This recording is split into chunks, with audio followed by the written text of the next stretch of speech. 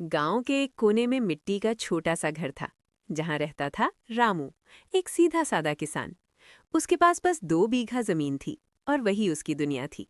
उसी जमीन से उसका घर चलता, उसी से उसके बच्चों की पढ़ाई होती और उसी से उसकी उम्मीदें जुड़ी थीं। लेकिन उस गांव में एक और आदमी था, जमींदार ठाकुर वीर सिंह। उसके पास सैकड़ों बीघा जमीन, ढेर सारा पैसा और उससे भी ज्यादा घमंड था।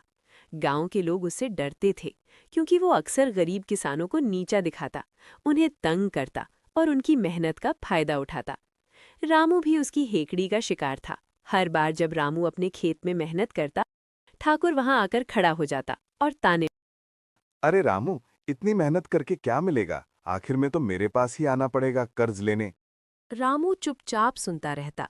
वो जानता था कि अगर उसने जवाब दिया तो उसकी मुसीबत और बढ़ जाएगी। एक साल गांव में अच्छी बारिश हुई। रामू ने जी जान लगाकर खेती की, दिन रात खेत में काम किया ताकि इस बार उसकी फसल अच्छी हो और वो ठाकुर के कर्ज से मुक्त हो सके। लेकिन ठाकुर को ये पसंद नहीं आया। उसे अच्छा नहीं लगता था कि कोई गरीब किसान उसके बिना आगे बढ़े। उसने मन ही मन ठान लिया, रामू को हर हाल में नीचे दिखाना है। एक रात जब पूरा गांव सो रहा था, ठाकुर के आदमी चुपके से रामू के खेत में गए और उसकी फसल को नुकसान पहुंचा दिया। सुबह जब रामू खेत पर पहुंचा तो उसकी आंखों के सामने अंधेरा छा गया। पूरी फसल बर्बाद हो चुकी थी। उसकी मेहनत, उसके सपने सब मिट्टी में मिल गए थे। रामू वहीं बैठ गया। उसकी आंखों से आंसू बहने लगे। वो समझ गया कि ये सब ठाकुर की चाल है, लेकिन उसके पास कोई सबूत नहीं था। गांव वाले भी जानते थे, लेकिन कोई उसके खिलाफ बोलने की हिम्मत नहीं करता था। घर आकर रामू ने अपनी पत्नी सीता से कहा। अब क्या होगा? बच्चों की पढ़ाई, घर का खर्च, सब कैसे चलेगा? हार मानने से कुछ नहीं होगा। फिर से मेहनत करो। भगवान सब देख रहा है, वे हमारे साथ अच्छा ही करेंगे। और फिर रामू ने फैसला किया कि वो हार नहीं मानेगा। उसने मजदूरी शुरू की, दूसरों के खेतों में काम किया और धीरे धीरे फिर से अपनी जमीन को तैयार करने लगा। उधर ठाकुर रोज उसे देखकर हंसता और लोगों के सामने उसका मजाक बनाता। रामू जानता था कि ठाकुर उसका लोगों के सामने मजाक बनाता है, लेकिन वो कुछ नहीं बोलता है। रामू ने अपनी जमीन पर फिर से बीज बोने लगा। इस बार उसने पहले से ज्यादा मेहनत की। दिन भर खेतों में काम करता तथा रात में कुछ देर मजदूरी कर लेता था। उसका शरीर थक जाता था, लेकिन वो पीछे नहीं हटता था। गांव के सभी लोग उसकी मेहनत की तारीफ करते थे। धीरे धीरे करके गांव के सभी लोग उसके साथ जुड़ने लगे। उन्होंने मिलकर एक छोटी सी समिति बनाई ताकि वे एक दूसरे की सहायता कर सके और जमींदार के दबाव से बच सके। लेकिन ये बात जब जमींदार को पता चलता है तो वो बहुत ही क्रोधित होता है और रामू के घर उसके पास आता है और बोलता है। क्यों रे रामू?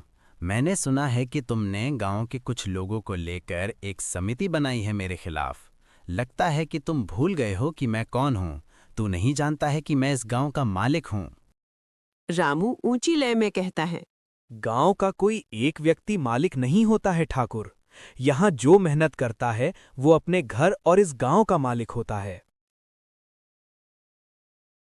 ये सुनकर ठाकुर की बोलती बंद हो जाती है और वो वापस लौट जाता है।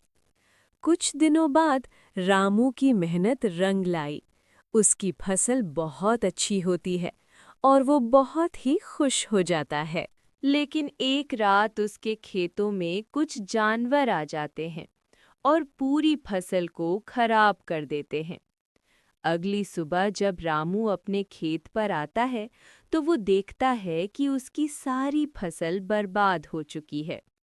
वो दुखी मन घर वापस लौट आता है और अपनी पत्नी को सारी बात बताता है और रोने लगता है। उसकी पत्नी ने उसे हौसला दिलाया और फिर उसे फसल लगाने को कहा। रामू का दिल पूरी तरह से टूट गया था। वो फिर से फसल लगाने के लिए तैयार नहीं था। फिर उसने सोचा कि यदि वो फसल नहीं लगाएगा तो उसका परिवार कैसे चलेगा। वो फिर से बीज बोने लगता है और कड़ी मेहनत करता है। कुछ दिनों बाद उसकी मेहनत रंग लाती है। फसल बहुत अच्छी होती है।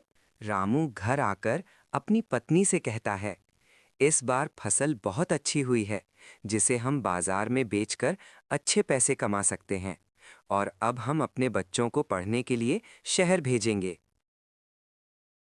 और ये बात जब जमींदार को पता चलता है तो वो मन ही मन सोचता है कि मैं अपने आदमियों से कहकर उसकी फसल को बर्बाद कर दिया और फिर अपने जानवरों को उसके खेत में छोड़ दिया, जिससे कि उसकी फसल बर्बाद हो गई।